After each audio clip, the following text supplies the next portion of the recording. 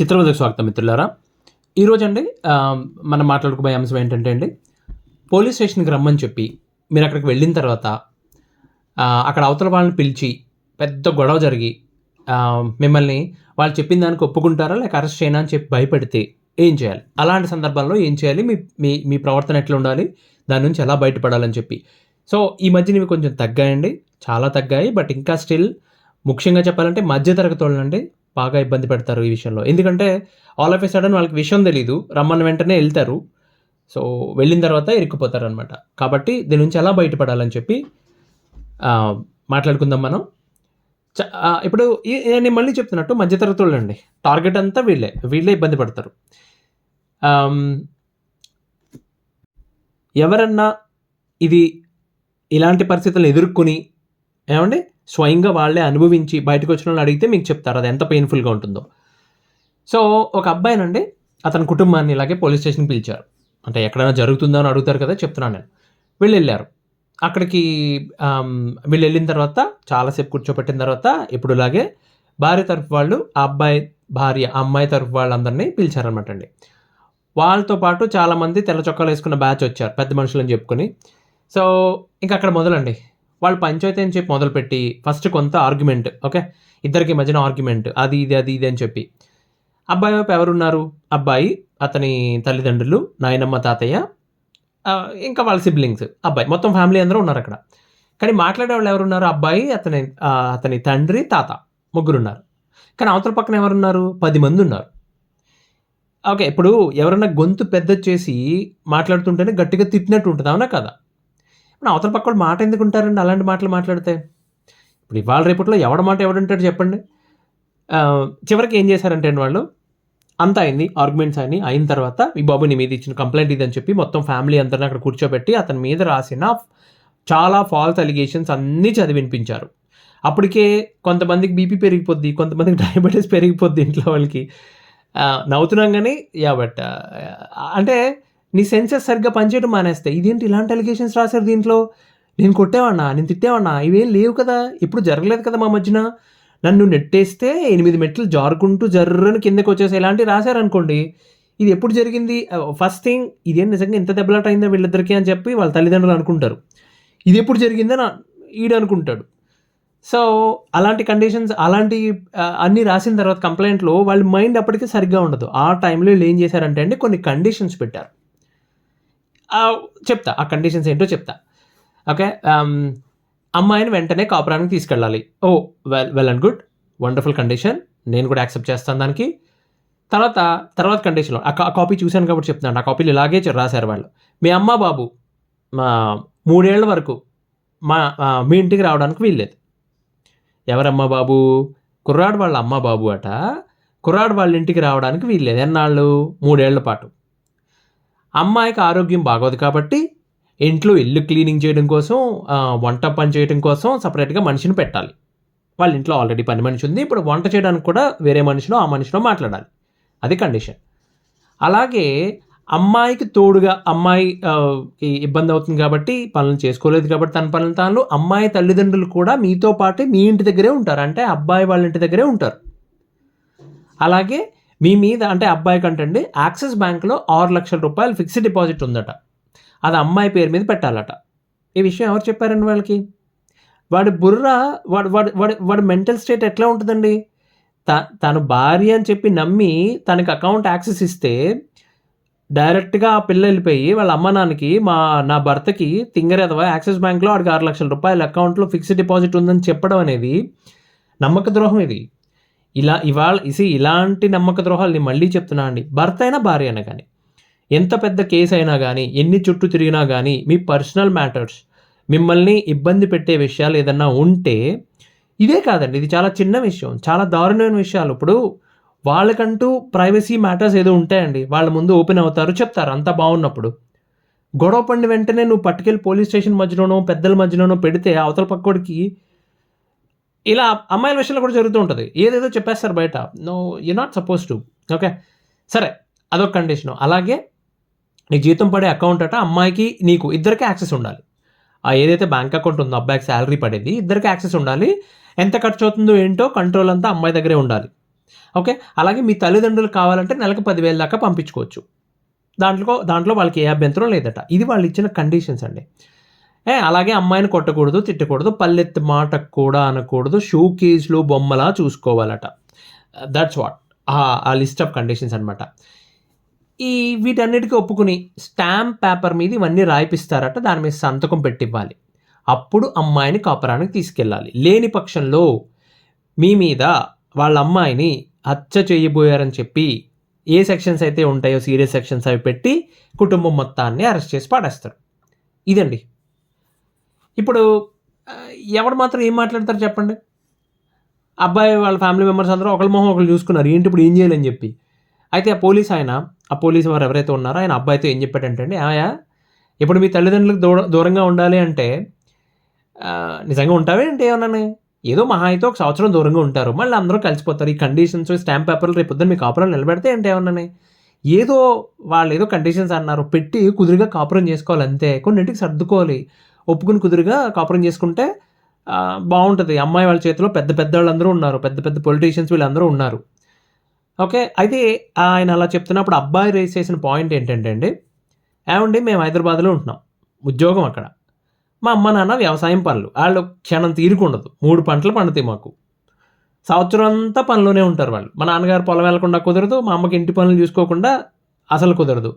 మేము రమ్మన్నా కూడా రారు సార్ మా ఇంటికాళ్ళు. మరి ఈ కండిషన్స్ ఎందుకు పెడుతున్నారు 3 ఏళ్ళ పాటు రాకూడదని చెప్పి. అలాగే అమ్మాయి వాళ్ళ అమ్మ నాన్న మా ఇంటి దగ్గర ఉంటానంటారేంట. వాళ్ళ అమ్మాయి వాళ్ళ నాన్నగారు ఆయన మహా పేకాటపరుడు. ఇప్పుడు అలాంటి వాడిని తీసుకెళ్ళి నా ఇంట్లో ఎట్లా పెట్టుకుంటాను సార్ నేను.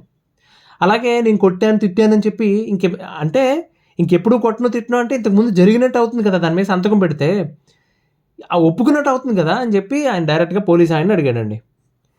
ఇప్పుడు మీరు చెప్పండి సార్, అబ్బాయి ఏం చేయాలి? స్టాంప్ పేపర్ మీద సంతకం పెట్టాలా ఆ కండిషన్స్ అన్నీ ఒప్పుకొని, లేకపోతే ధైర్యంగా చేసుకోండి అరెస్ట్ అని చెప్పాలా? మీలో ఎవరన్నా ఇది ఒకవేళ ఇది ఎవరన్నా ఒక ఆడవాళ్ళు కానీ ఆడపిల్లలు కానీ ఆడపిల్లల తల్లిదండ్రులు కానీ వింటున్నట్లయితే నన్ను తిట్టేసుకోవద్దని చెప్పి అభ్యర్థిస్తున్నా అండి. ఎందుకంటే ఇది నిజంగా జరిగిన సంఘటన చెప్తున్నాను నేను. ఓ బాగా బలిసిన ఫ్యామిలీలో దిక్కుమాలిన పని ఇది. ఓకేనా? ఇలా చేస్తే ఏం చేయాలని చెప్తున్నాను నేను. ఓకే. ఒక ఫ్యామిలీ కేసే కాదండి, ఏ కేసులో అయినా సరే మిమ్మల్ని అలా కూర్చోబెట్టి కార్నర్ చేసి నువ్వు ఇది చేస్తావా, నన్ను ఇది చేయమంటావా, it's kind of a blackmail, అవునా కదా? కూర్చోబెట్టి చట్ట వ్యతిరేకంగా ఇలాంటి బేరాలు మొదలుపెట్టారనుకోండి, సెటిల్మెంట్లో పోలీస్ స్టేషన్లో కూర్చొని ఏం చేయాలో చెప్తున్నాను నేను. అనవసరంగా అందరూ భుజాలు తడుకోవద్దు. ఓకేనా? ఈ కేసులో ఏం జరిగిందనేది చివరిలో చెప్పుకుందాం. ఇప్పుడు ఒకవేళ మిమ్మల్ని ఇలా కార్నర్ చేస్తే, ఎమోషనల్ బ్లాక్మెయిల్ చేస్తే మిమ్మల్ని ఏం చేయాలి మీరని మాత్రం మాట్లాడుకుందాం. ఓకేనా? ఫస్ట్ థింగ్ ఎప్పుడు చెప్పినట్టే ఆ టైంలో అస్సలు కుదరదు, అయినా మళ్ళీ చెప్తున్నాను, కామ్గా ఉండండి. మీరేమీ ఎక్కువ ఆర్గ్యూ చేయొద్దు, కామ్గా ఉండండి. ఓకే. ఇప్పుడు అవతల పక్కన వచ్చిన వాళ్ళు ఎవరు, ఇప్పుడు పెద్ద మనుషులు అనుకోండి, వాళ్ళు నిజంగా పెద్ద మనుషులు అనుకోండి, తెల్ల చొక్కా వేసిన ప్రతి ఒక్కడు పెద్ద మనిషి కాదు, ఆ విషయం మనకు అందరికీ తెలిసిన విషయమే. పెద్ద మనుషులు అయితే ఎలా మాట్లాడతారంటే అండి, అక్కడికి వచ్చిన తర్వాత ఇద్దరు మాట వింటారండి. ఫస్ట్ అమ్మాయిని చెప్పమంటారు, లేకపోతే అబ్బాయిని చెప్పమంటారు, ఇద్దరు మాట వింటారు. ఇద్దరు మాట విన్న తర్వాత, బాబు మీరు పిల్లలు, మీకు తెలీదు, కుటుంబంలో గొడవలు ఇలాగే ఉంటాయి, ఏం జరిగింది దాని గురించి గీక్కోవద్దు. ఆ ప్రాబ్లం మీరు చెప్పడం మొదలు పెడితే నువ్వు నీ వర్షన్ చెప్తావు, ఈ అమ్మాయి వర్షన్. ఇప్పుడు ఏం చేయాలి? ఇద్దరు కలిసి ఉండండి, మీ కాపురం నిలబెట్టడమే మా పని, మీరు విడిపోవడం మాకు ఇష్టం లేదు. ఏం చేయాలి దానికి? ఇద్దరు ఒక మాట చెప్పండి. అసలు ముందు మీ ఇద్దరు కలిసి కూర్చొని మాట్లాడుకోండి అని అబ్బాయిని అమ్మాయిని కలిసి కూర్చొని ప్రైవేట్గా మాట్లాడుకోమని చెప్తారండి. ఏమండి? పెద్ద మనుషులు అయితే నేను చెప్తుంది. ఓకే, మాట్లాడుకోమని చెప్పి ఎలా అయినా సరే మీకు అర్థమైపోతుంది, 10 నిమిషాలు మాట్లాడితే మీకు అర్థమైపోతుంది. ఓకే. అండ్ అబ్బాయిని పిలిచే విధానం, వయసులో బాగా పెద్దవాళ్ళు అనుకోండి, ఏం నాన్ననో ఏం బాబు అనో కనీసం పేరుతోనో పిలుస్తారు. యారా, ఒరేయ్, ఇలాంటి పలుకులు ఉండవు. వీళ్ళు పెద్ద మనుషులు కాదండి. ఇలా పిలిచేవాళ్ళు అడవి గొడ్డులు, అడవి దున్నలు, ఇవి వాళ్ళ గురించి చూసేద్దాం మనం. ఒక్క విషయం గుర్తుపెట్టుకోండి, ఒక కుర్రాన్ని ఇప్పుడు నేను చెప్తున్న కేసుల్లో నీ బాబు, వాడు, వీడు, ఎవరినన్నా అమ్మాయిని కానీ అబ్బాయిని కానీ వాళ్ళ తండ్రిని పట్టుకుని వాడు, వీడు, లేకపోతే తల్లిని పట్టుకుని అది ఇది అంటే కాపురం చేస్తారండి? కాపురం చేస్తారా? 5,000 వాళ్ళ ఉంటుంది చూడండి, అది ఒంటికి చుట్టేసి ఎలిగించేయాలన్నంత కోపం వస్తుంది, అవునా కదా? అంత కోపం వస్తుంది ఆ మాట అన్నామని, ఎవరన్నా కానీ. అబ్బాయి కన్నా అమ్మాయి కన్నా వస్తుంది, బట్ వాళ్ళు ఎక్స్ప్రెస్ చేసే విధానం వేరే ఉంటుంది. కొంతమంది ఏమో బీపీ పెంచేసుకుంటారు, కోపాన్ని అదిమి పట్టి వాడి బ్లడ్ ప్రెషర్ చాలా హైలో ఉంటుంది ఆ టైంలో. ఇలా అన్న తర్వాత వాడిని పెద్ద మనిషిని ఇతను ఎందుకు ఒప్పుకుంటాడు, అతని మాట ఎందుకు వింటాడు? మీ నాన్నగారు, పోనీ మీ నాన్న, అదొక అందం, రైట్? అక్కడ డిసైడ్ అయిపోతారు మైండ్లో. మీకు మైండ్లో మీకు తెలుసో తెలీదో డెసిషన్ సెంటర్ ఉంటుంది, బొట్టు పెట్టుకోమని చెప్తారు కదా, కంట్రోలింగ్ సెంటర్ అంటారు. అది నిర్ణయాలు తీసుకోవడానికి ఫటమని చాలా థౌజండ్స్ కాదు ల్యాక్స్ ఆఫ్ న్యూరాన్స్ ప్రాసెస్ చేస్తూ ఉంటుంది.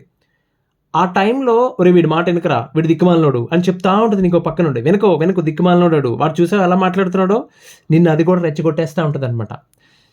సో కానీ కామ్గా ఉండాలి, తప్పదు. ఎందుకు ఉండాలి? పని మీది కాబట్టి, ఓకేనా? సో మధ్యలో ఆపి పోలీస్ వాళ్ళని అడగండి. మీరేంటి సార్, నేను ఒకసారి లాయర్కి కాల్ చేసుకోవచ్చా? ఓకే, పోలీస్ స్టేషన్కి లాయర్ లేకుండా వెళ్ళొద్దని ఇంతకుముందు ఆల్రెడీ చెప్పాను. బట్ ఇప్పటికీ చాలామంది వెళ్తున్నారు, పైగా అడుగుతారు సార్ లాయర్ అవసరం అంటారా అని చెప్పి. నీ కర్మ, తీసుకెళ్ళకపోతే మానే. సో ఖచ్చితంగా పోలీస్ వారికి అడగండి, ఖచ్చితంగా వాళ్ళు ఇవ్వాలండి. ఎందుకంటే లీగల్ యాక్సెస్ని డినై చేస్తే అది కూడా క్రైమే. నువ్వు లాయర్తో మాట్లాడడానికి వీల్లేదు, లాయర్ని, అది కూడా క్రైమే. అంత డైరెక్ట్గా చెప్పరు వాళ్ళు.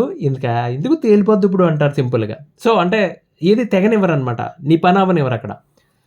కనీసం ఒక ఫోన్ కాల్ చేసుకోవచ్చండి బాగా దగ్గర వాళ్ళకు, మా స్నేహితుడికి ఇక్కడ ఉన్నాడు, మా వాడు ఒకడు వస్తాడు స్టేషన్కనో, ఒక్క ఫోన్ కాల్ చేసుకోవచ్చా అడగొచ్చు మీరు. ఓకే, సో తర్వాత సైలెంట్గా, ఒకవేళ అది కూడా కుదరదన్నారనుకోండి, సైలెంట్గా మెసేజ్ చేయండి, వాట్సాప్లోనో ఎక్కడో చోట మెసేజ్ చేయండి. ఎవరో ఒకరికి, మీకు బాగా ఆప్తులు అనుకున్న వాళ్ళకి మెసేజ్ చేయండి. వాళ్ళు సలహా ఇవ్వటమో, వాళ్ళే ఫోన్ చేయటమో చేస్తారు. వాళ్ళు ఏదైతే చేయగలుగుతారో అది చేస్తారు. ఓకే, ఒకవేళ ఏదైనా హీటెడ్ ఆర్గ్యుమెంట్స్ బాగా ఓవర్ యాక్షన్ చేస్తున్నారనుకోండి, సైలెంట్గా రికార్డ్ చేయండి. అట్లీస్ట్ ఆడియో రికార్డ్ చేయడం చాలా ఈజీ. వాళ్ళ రేపట్లో రికార్డర్ ఉంటుంది కదా, ఫోన్లో సైలెంట్గా ఆన్ చేసి పక్కన పెట్టేసేయండి, లేకపోతే పాకెట్లోనే పెట్టుకోండి. ఎంతవరకు అయితే అంతవరకు రికార్డ్ అవుతుంది.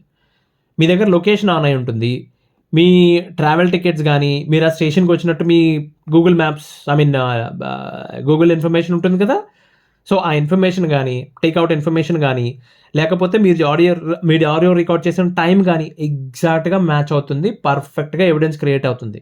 రికార్డ్ చేయండి సైలెంట్గా. వీడియో తీయడం కుదరకపోవచ్చు, బట్ ఆడియో ట్రై చేయండి. ఓకే, బేస్డ్ అనే సిచ్యువేషన్ అండి. ఆ సిచ్యువేషన్ బేస్ చేసుకుని ఎవరెలా కొంచెం మీ వైపు కొంచెం సపోర్టివ్గా ఉన్న వ్యక్తి ఎవరన్నా ఉన్నారనుకుంటే వాళ్ళతో ప్రశాంతంగా చెప్పండి. ఏమండి, ఇంతమంది మగాళ్ళు, ఇంతమంది ఎవరో బయట వాళ్ళు ఉన్నారు, ఫ్యామిలీ మెంబర్స్ కూడా కాదు, ఆడవాళ్ళు ఇక్కడ ఎందుకు సార్, వాళ్ళని పంపించేద్దామండి. ఇక్కడే ఉంటారు సార్, చుట్టాలు ఇల్లు ఉంది మాకు పక్క స్ట్రీట్లోనే, లేకపోతే ఇక్కడే ఈ ఊళ్ళోనే ఉన్నారు, మళ్ళీ పిలిస్తే వస్తారు సార్ ఇంకో గంట తర్వాత, 2 గంటల తర్వాత, ఇక్కడ ఎందుకు సార్ వాళ్ళు అని చెప్పి బతిమాలి, తప్పలేదండి, బతిమాలి బామాలి వాళ్ళని. మీ తల్లిదండ్రులు, మీ తల్లి గారు కానీ, మీ సిస్టర్స్ ఎవరన్నా ఉంటే అక్కడ, మీ పెద్దవాళ్ళు ఎవరన్నా నాయనమ్మో అమ్మమ్మో ఉంటే వాళ్ళని ఇమ్మీడియట్గా అక్కడ నుంచి పంపించండి. ఓకేనా? వర్స్ట్ కేస్ సినారియో అండి, ఏది వర్కౌట్ అవ్వట్లేదు ఏమండి, ట్విట్టర్ ఓపెన్ చేయండి, or X social media open చేయండి. న్యూస్ ఛానల్ ఏది దొరుకుతుందో, chief minister office, news channel, home minister office, ఆ డిస్ట్రిక్ట్ ఎస్పీ ఏదైతే ఉంటుందో దాన్ని ట్యాగ్ చేసి, పలానా పోలీస్ స్టేషన్లో ఘోరం జరుగుతుంది, ఇక్కడ పట్టించుకునేవాళ్ళు లేడా, ఎక్కడున్నా మనం, ఇండియానా ఆఫ్ఘనిస్తానా, పెట్టండి. సింపుల్, అయిపోయింది కదా. మీ పేర్లు బయటకు వస్తాయి, అదొక్కటే ప్రాబ్లం. లేకపోతే నేను చెప్తాను కదా, వర్స్ట్ కేసులో దీనికి మించిన సొల్యూషన్ లేదు, దెబ్బకి లైన్లోకి వచ్చేస్తారు అందరూ. ఎవరైతే తెల్ల చొక్కలు వేసుకుని మేము మా లోకల్గా ఆయిల్ ఇన్ఫ్లుయెన్సర్ అన్నారో దెబ్బకి పంచెత్తి పారిపోతారు వెంటనే ఈ విషయం బయటకు వచ్చిందంటే. ఓకే, అలాగే నేను ఇది మధ్యప్రదేశ్లో విన్నానండి, ఇది this is also very nice idea. So ఆయన ఏం చేశాడంటే, ఇలా కూర్చుని ఇలా బేరాలాడి సెటిల్మెంట్ల కోసం, సంతకాల కోసం ట్రై చేస్తుంటే అండి, వాళ్ళు ఏం చేశారంటే అండి, మెడికల్ ఎమర్జెన్సీ అని చెప్పి, అంటే ఏం లేదు, నాకు ఎందుకో గాలి ఆడట్లేదు, ఒక్క పోసేస్తాను, చెమటలు పడుతున్నాయి, చెస్ట్లో ఏదో పెయిన్ వస్తుందని చెప్పి చిన్న జలక్కిచ్చాడు. కంగారు పడిపోయారు. అంటే మనం అన్న మాటలకి, లేకపోతే ఇక్కడ ఏదో జరిగింది, పోలీస్ స్టేషన్ ఏదైనా జరిగితే పెంట అయిపోతుంది, తెలుసా విషయం, నువ్వు ఊరుకోవాలి బాబు, నువ్వు పండు ముందు అర్జెంట్గా హాస్పిటల్ తీసుకెళ్దామని చెప్పి ఆ కుర్రోని హాస్పిటల్ తీసుకెళ్లారు. అక్కడ పోలీస్ ఆయనతో ఆఫ్లైన్లో మాట్లాడి మనోడు లటక్కన బస్ ఎక్కి అక్కడ నుంచి వేరే ఊరు వెళ్ళిపోయాడు, అది వేరే విషయం అనుకోండి. సో ఇది జరిగింది నిజంగా. Okay, this is illegal, right? మిమ్మల్ని కూర్చోబెట్టి అక్కడ అలా కూర్చోబెట్టి రైట్స్ వాళ్ళకి లేవు. ఇలా చేస్తున్నప్పుడు బయటపడడానికి 100 రకాలు చేయాలి మీరు, తప్పదు. ఇక ఏది వర్కౌట్ అవ్వలేదండి, ఏమండి కండిషన్స్ ఇవే కదా, పేపర్ తీసుకోండి, నేను సంతకం పెట్టేస్తున్నాను, పెట్టేసి బయటకు వచ్చాను, ఇవ్వండి విషయాలు. ఓకేనా? సంతకం పెట్టేటప్పుడు కింద మీరు ఎక్కడ ఏ ఊర్లో సంతకం పెడుతున్నారు, okay, so and so town or village పక్కన స్లాష్ వేసి డేట్ కూడా రాయండి, వీలైతే టైం కూడా మెన్షన్ చేయండి. ఎందుకు రాస్తున్నామా అంటే, నాకు అలవాటు సార్, నా సిగ్నేచర్ డే టు టైం, లేకపోతే నా సిగ్నేచర్ అని నమ్మడం ఎవడున్నాయి, నేను ఎక్కడ పెట్టినా డే టు టైం ఉంటుందని చెప్పండి. అది చాలా బాగా ఉపయోగపడుతుంది మీకు. ఓకేనా? బయటికి వచ్చిన తర్వాత అక్కడ నుండి బయటకు వచ్చిన వెంటనే మీరు చేయాల్సిన పని అండి యాంటిసిపేటరీ బెయిల్ అప్లై చేసుకోండి. తర్వాత ఫైల్ ఎ పిటిషన్, ఒక పిటిషన్ ఫైల్ చేయండి. చాలా క్లియర్గా ఇంటిమిడేషన్ బలవంతంగా మమ్మల్ని ఇలా ఫోర్స్ఫుల్గా కూర్చోబెట్టారు, ఫోర్స్ఫుల్గా మా చేత సిగ్నేచర్ చేయించారు, తర్వాత మమ్మల్ని హోల్డ్ చేసి పట్టుకున్నారు, ఇట్లా స్టేషన్లో అంతసేపు బలవంతంగా ఉంచడానికి రైట్స్ లేవు వాళ్ళకి. పిలిచారు, వర్క్ చేసుకుని వెళ్ళాలి. ఆ కారణంగా ఇంతసేపు ఉండడానికి రైట్స్ లేవు. ఎస్పీ ఆఫీస్కి వెళ్ళండి, జరిగిందిగా అవమానం, మీ నాన్నగారిని వెళ్ళమని చెప్పండి, లేదా మీ తాతగారినే పంపించండి. ఎస్పీ ఆఫీస్కి వెళ్ళండి, కంప్లైంట్ ఇవ్వండి. మీకు కంప్లైంట్ కాపీ నేను రాసిస్తున్నాను డీటెయిల్గా. నేను ఆఫీస్ పని ఉంది, నేను వెళ్ళిపోతున్నాను, మీరు వెళ్ళి కలవండి ఎస్పీ గారిని. పలానా స్టేషన్లో పలానా డేట్లో పలానా టైంలో వీళ్ళు ఉన్నారు. పోలీసు వారు మాకు న్యూట్రల్గా ఉండాల్సింది కనీసం, లేకపోతే అన్యాయం జరుగుతుంటే ప్రశ్నించాల్సిన పోలీసు వారు మాకు వ్యతిరేకంగా అక్కడ ప్రవర్తించారు. ఎస్పీ ఆఫీస్కి వెళ్ళండి. వర్కౌట్ అవ్వలేదు, ఒక నార్మల్ సాధారణ లాయర్ని పట్టుకుని ప్రైవేట్ కంప్లైంట్ పాడండి కోర్టులో. అందరూ దెబ్బకి లైన్లోకి వచ్చేస్తారండి. ఓకే, సరే. ఇంతకుముందు ప్రీవియస్గా ఒక కేసు చెప్పా కదా నేను, కుర్రాడు అక్కడ ఇరుక్కుపోయి ఏం చేయాలి తెలియక చాలా టెన్షన్ పడుతున్నాడని. ఆ తర్వాత ఏం చేశాడంటే నా అబ్బాయి, మా పెద్దన్నే ఉన్నారు సార్, మాకు ఈజ్ ద డైరెక్టర్, ఆయన అడిగి కానీ మేము ఏమీ తొందరగా యాక్షన్ తీసుకోము దేంట్లో కూడా. చాలా పద్ధతిగా మాట్లాడతారు, చాలా మంచి నిర్ణయాలు, మంచి సలహాలు ఇస్తారు, ఒక్క ఫోన్ కాల్కి అవకాశం ఇవ్వండి అని చెప్తే వాళ్ళు ఫోన్ చేసుకోమని చెప్పారు. ఫోన్ చేశాడండి. ఓకే, సో వెంటనే ఫోన్ చేశాడు. దురదృష్టకరం ఏంటంటే ఆడు నాకు స్నేహితుడు, లేకపోతే ఎంత డీటెయిల్గా నాకెలా తెలిసింది. నాకు ఫోన్ చేశాడు, అరే బాబాయ్ ఆల్రెడీ నీకు జరిగింది కదా, ఇప్పుడు నేను ఏం చేయాలి? ఇక్కడ కూర్చోబెట్టారు, సంతకం పెట్టమని చెప్తున్నారు, స్టాంప్ పేపర్లు ఇగో ఇవి కండిషన్స్ రాశారు. ఏమి ఎక్కువ చెప్పలేదు, తక్కువ చెప్పలేదు. ఏమండి, కాకపోతే చేసిన విధానం చాలా బాధాకరంగా ఉందండి. ఎందుకంటే నేను ఫోన్ లిఫ్ట్ చేసి, వాడు నార్మల్గా ఎప్పుడో కానీ నాకు ఇట్లా వీక్ డేస్లో చేయడు, ఎప్పుడు చేసినా సాటర్డే మార్నింగో సండే మార్నింగో తప్ప వీక్ డేస్లో చేయడు. ఇవాళ చేసామంటారా ఫోన్ అని చెప్తే అండి, వాడు అప్పటి వరకు కంట్రోల్ చేసుకున్నాడు ఏంటో తెలియదు కానీ దుఃఖాన్ని ఏడ్చాడు. ఒకసారి ఫోన్ చేసి నీకు తమ్ముడు వరుస అయ్యేవాడు వాడు ఏడిస్తే అండి, ఒక్క విషయం గుర్తుపెట్టుకోండి, ఒక మగవాడు పబ్లిక్గా అందరి ముందు లేకపోతే వేరే వాళ్ళ ముందు ఏడ్చాడంటే రెండు సందర్భాలండి. ఒకటి, వాళ్ళు ఎవరినో మోసం చేయడానికి ట్రై చేస్తున్నాడు, నో డౌట్, లేకపోతే ఊరికనే ఆడోడాడు మగాళ్ళు ఎస్పెషల్లీ, లేదా అతని ఫ్యామిలీకి ఏదో పెద్ద ఆపద వచ్చింది, వాడు ఏమీ చేయలేకపోతున్నాడు. ఫ్యామిలీ అంటే ఎవరన్నా ఎండొచ్చండి, అతని భార్య, పిల్లలు, తల్లిదండ్రులు, అన్నదమ్ములు, అక్క చెల్లెళ్ళు ఎవరన్నా ఎండొచ్చు. వాడు ఏమీ చేయలేకపోతున్నాడు, అలాంటి టైంలో ఏడుస్తాడండి. సరే, మాట రావట్లేదు, ఏమైందంటే మాట రావట్లేదు. ఆ తర్వాత మెల్లిగా జరిగిందంతా చెప్పాడండి. జస్ట్ 4 నిమిషాలు కాలది. వాడు ఏడుపు కారణం ఏంటో తెలుసా అండి? అంతలా ఎందుకు ఏడ్చాడు తెలుసా? అంటే ఓ వ్యక్తి ఎందుకు ఏడ్చాడు తెలుసా? వాడికి ఒక చెల్లెలు ఉంది, ఆమె ఇంజనీరింగ్ 3rd ఇయర్ చదువుతోంది. అంటే 3 సంవత్సరాల నుంచి హాస్టల్లో ఉండి చదువుకుంటుంది. మంచి కాలేజీలో సీట్ వచ్చింది ఆమెకి, ఆ కాలేజీలో హాస్టల్లో ఉండి చదువుకుంటుంది. సో చదువుకుంటుంటే ఈడు పెళ్ళి 2 ఏళ్ళు అయిందండి. ఆమె 3 ఏళ్ళ నుంచి హాస్టల్లో ఉంటే ఆమె పేరు పెట్టేశారండి. పెట్టేస్తే వాళ్ళు పిలిచారు, పిలిస్తే తీసుకురావడమే, ఓ మాట చెప్పాలి కదా, చెప్పలేదు. పిలిచారు వాళ్ళ ఇంటికి. ఇప్పుడు వాడి కర్మకి వాడి ఇంటికి వెళ్ళాడు సార్, వాళ్ళ అమ్మ నాన్న చూడడానికి ఇంటికి వెళ్ళారు, పోలీసులు పిలిచారు. వెంటనే అప్పటికప్పుడు ఓకే మనం తప్పేం చేయలేదు కదా అని రెచ్చిపోయి వెళ్ళాడు, విషయం తెలియదు కదా. ఇంజనీరింగ్ చదువుకుంటున్న చెల్లెలకు కూడా ఉందండి. సో ఆ పిల్ల కూడా ఆడపిల్ల కదండి, ఆమె మీద కూడా కేసు పెట్టారు. ఇప్పుడు ఈ కండిషన్స్ ఒప్పుకోకపోతే అరెస్ట్ చేస్తామని చెప్తున్నారు. అక్కడ నిస్సహాయత, ఏమీ చేయలేక ఏడ్చాడు. నేను వెంటనే చెప్పాను, రే బాబు, నీ భార్య నీకు మధ్యన ఏం జరిగిందో మాకు నిజంగా తెలియదు, నువ్వు చెప్పింది తెలుసు మాకు, కానీ నిజంగా ఏం జరిగిందో మాకు తెలియదు.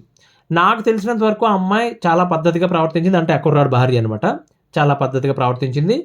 ఎవరో చెప్పిన మాటని బహుశా నీ మీద కేసు పెట్టినట్టుంది తప్పితే కండిషన్స్, అప్పుడు వాళ్ళు పెట్టిన కండిషన్స్ కూడా, ఒరే ఆ కండిషన్స్ రోజు ఉంటాయంటరా, వాళ్ళ సంతృప్తి కోసం సంతకం పడారా బాబు, ఏమైంది ఇప్పుడు, మళ్ళీ అందరూ తిరిగి కలిసిపోతారు కదా అని చెప్తే నా మాట విని వెంటనే సంతకం పెట్టేసి ఓకే వచ్చేస్తామని చెప్పాడు. కాకపోతే నేను ఏం చెప్పానంటే, ఈసారైనా లాస్ట్ టైం ఇట్లాగే కంగారుగా తగలడ్డారు కాపురం అది ఇది అని, ఈసారైనా కొంచెం మంచి రోజు చూసి పంపించమని అమ్మాయిని, వాళ్ళ తల్లిదండ్రులు తీసుకొస్తారో మీరు వీళ్ళు తీసుకొస్తారో, కొంచెం మంచి రోజు ముహూర్తం అది చూపించమను పంతులు గారికి అని చెప్పి ఫోన్ పెట్టేశాను నేను.